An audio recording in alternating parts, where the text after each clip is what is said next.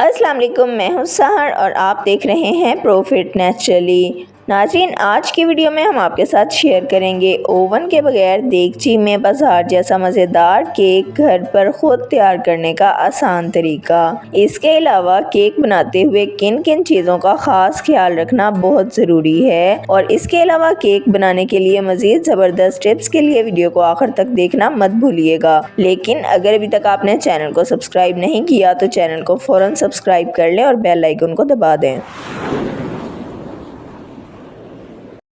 Oven के बगैर cake घर पर बनाने का आसान तरीका। देगची में केक तैयार करें और घर वालों को खिलाएं। क्या पता आपके घर वाले आपके हाथों का बना केक खाकर बाजार के केक खाना भूल जाएं।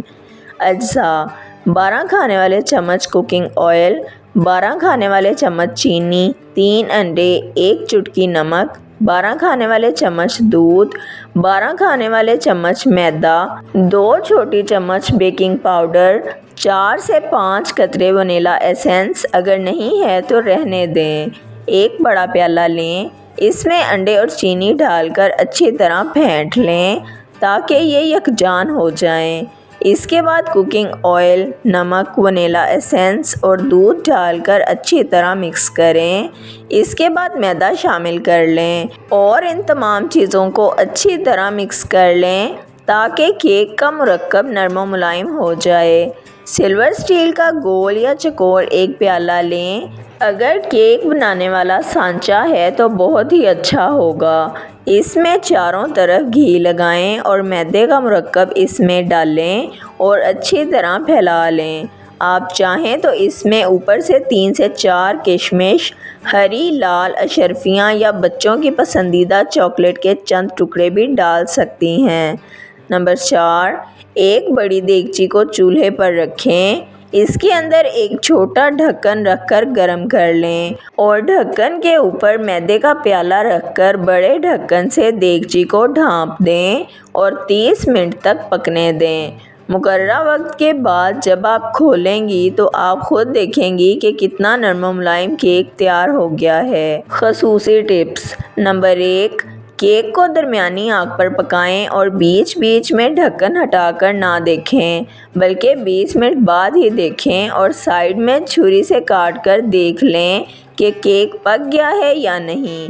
नंबर 2, आप चाहें तो मैदा डालने के साथ ही कोको पाउडर का इस्तेमाल कर लें अगर आप चॉकलेट फ्लेवर बनाना चाहती हैं।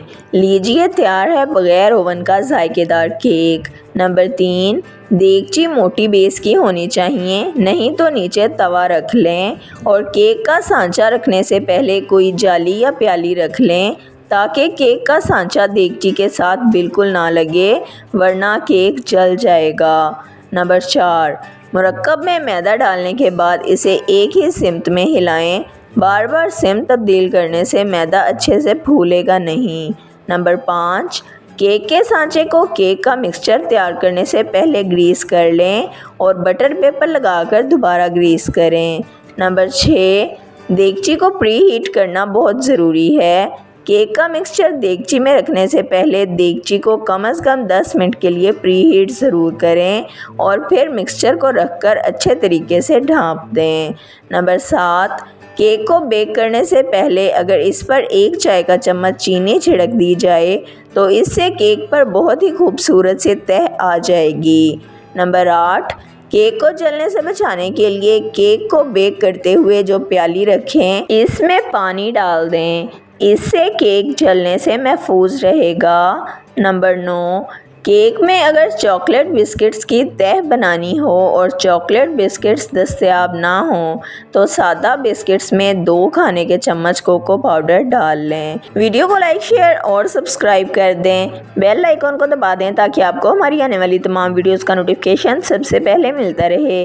वीडियो को अपने फ्रेंड्स और फैमिली के साथ ज़रूर शेयर करें ताकि वो भी इन कीमती टोटकों से फ़ायदा उठा सकें।